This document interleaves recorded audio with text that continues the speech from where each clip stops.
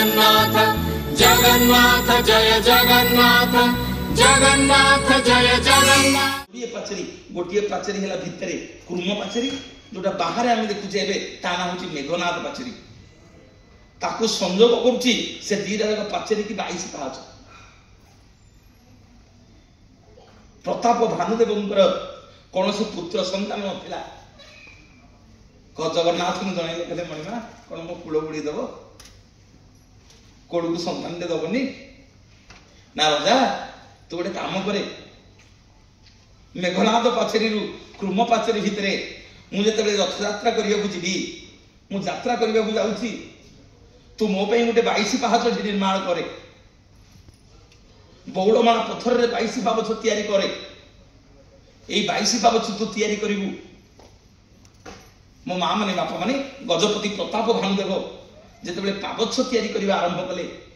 गोटे पर गोटे पावछ तैयारी कले कारीगर मिस्त्री माने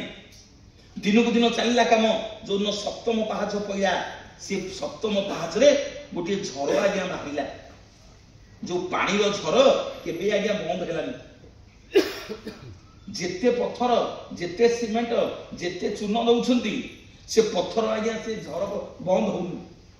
रजा दुकान को खबर गला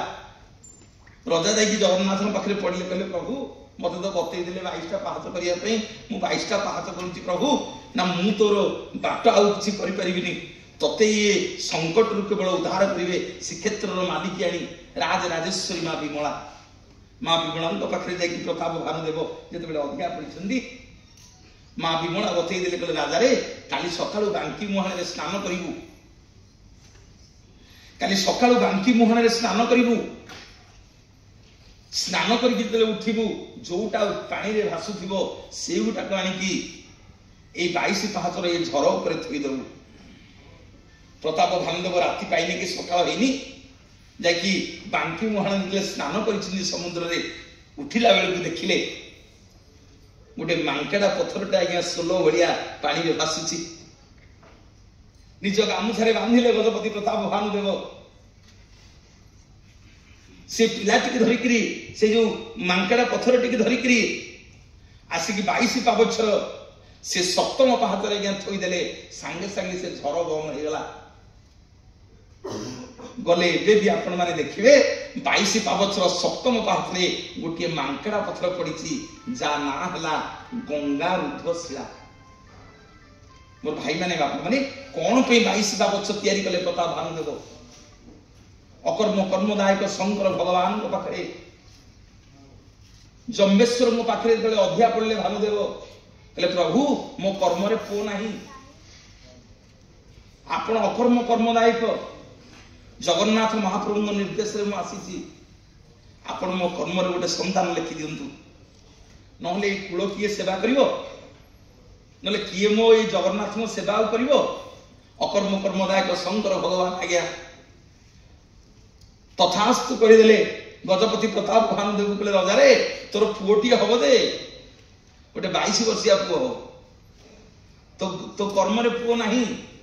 तोर गोटे 22 वर्षिया पुओ हो जो दिन ताको 22 वर्ष गोटे दिन हो से दिन से पुओ तोर मृत्यु वरण करिवो। मोर भाई माने बापा माने भगवान को देखि जगन्नाथ प्रताप भानुदेव जनइले कहले राजा तू गोटे 22 पाहाच तैयारी करे तापरे मु बुझिबी तोर किछि नथिला शिव तते देइछंती आउ चिंता करना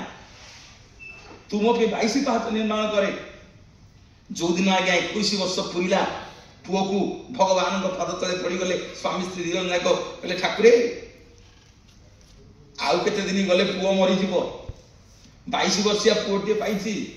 सेठी जगन्नाथ महाप्रभु बतई देले कहले रे राजा सुनु दुनिया जाके जेते पाहाच अछि सबु पाहाच चढ़ा पाहाच किंतु एकमात्र मो पाहाच जो पाहाच रे मो जीवा आसिया करे से पाहाचर ना होची गड़ा पाहाच जा तो 22 वर्षिया पुओटा को आनिकी ए पाहाच रे गड़ेई देबू ता आयुष को मु वृद्धि करी देबी बोलिए जगतर नाथ जगन्नाथ भगवान की। मोर मां माने बापा माने आज भी गले हम मां माने मो बो जो मो सागर जाइए मत कह पुओ 22 पाहाच टे गड़िया बो तू कौन कहू एत बड़ कहली ना नाई नाई नाई 22 पाहाच टे गड़ी जा आज भी गले आमे माने जेते बड़ हो सान हो टिके 22 पाहाच समस्ते गड़ी जाऊे कारण कहीं केते साधु सन्थ वैष्णव भक्त महाप्रभु निजे जो बाटे जीवासिया कर से बाटे टिके गड़ी गले आम समस्त देह रोग शोक सब दूर हो जाए। मो माँ माने बापा माने गले गंगारूढ़ श्रीराम को दर्शन करिए। श्रीक्षेत्र में आम गोटे लोक कथा जदि जीवन जाक करज कर जीवन जाक ऋण कर देखिए जगन्नाथ दक्षिण द्वार पटे दक्षिण पटक जी जो माने साधु सन्थ से माने डाहाण पटक जी आम हूँ तेल लुण संसार वाला आम पिले डाहाण पटक जावानी डायरेक्ट जगन्नाथ दर्शन करानी आम बेढ़ा परिक्रमा करा पड़ो बेढ़ा परिक्रमा न कले महाप्रभु मन टे दुख हुए मो मंदिर रे समस्ते अच्छा प्रभु समस्त ड्यूटी बांटी आज्ञा समस्ते ऑन ड्यूटी जिते देवादेवी आप देखुं मंदिर चारिपटे समस्त आज्ञा ड्यूटी बंटा है समस्ते समस्त काम कर प्रभुंर सेवा समस्ते कर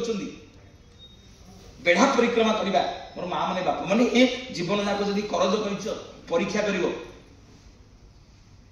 ऋण भार कर आपड़ देखिए जोटा विराट बड़ अगणा पाट अगणा कहती जो आम सब बसुचे गोड़ हाथ लंबे बसुने जे देखुने पत्त बावन बंधा होपर पाट अगणा कहती सेपटू आप अनेबे नीलचक्र पतित पावन बाना आपको बहुत डिस्टेंस देखा बहुत दूरता देखा सत बहुत दूर अच्छी किंतु आप दक्षिण पटे कल्पपट पटे जदि नीलचक्र पत्त बावन को अनेबे देखिए सत्य नीलचक्र आप पाखे हाथ में तोड़ी आइए हाँ कि नहीं कहना मोर माँ मैंने बापा मैंने दक्षिणा देले ब्राह्मण खुशी हम दक्षिणा देले गुरु गुरुजन खुशी हे दक्षिणा देले साधु सन्थ मैंने खुशी हे तेणु दक्षिण द्वार पटे जाइकरी जगन्नाथ जड़ेब नीलचक्र को लेकिन प्रभु जीवन जाक बहुत धार करज गुड़े कर बहुत ऋण भार बुड़ी गली मणिमा आज आपण निकट में संकल्प करके जाऊँगी आपण मत टे दया करेंगे कृपा करेंगे महाप्रभु मोर धार करज ऋण आपण को लगिला मणिमा कौन सी बाटे मत टे विपद उद्धार करदे मोर माँ मैंने बापा मैंने जगन्नाथ दर्शन करेंगे महाप्रसाद सेवन करेंगे शुणु उत्तर द्वार पटे जीवेनी पूर्व द्वार पटे जीवेनी पश्चिम द्वार पटे बाहर दक्षिण द्वार पटे मंदिर बाहर आपन कहे कौटी लिखा है मु जानी लिखा है दक्षिण द्वार पटे बाहर जगन्नाथ को जनइबे मणिमा मो ऋण करज आपन लागिला परीक्षा करंतु गोटे वर्ष आउ थर को गला आसिकी जगन्नाथ महाप्रभु आस्ते आस्ते आपण को ऋण सुझिबा आरंभ करिवेनी बोलिए जगतनाथ जगन्नाथ भगवान की।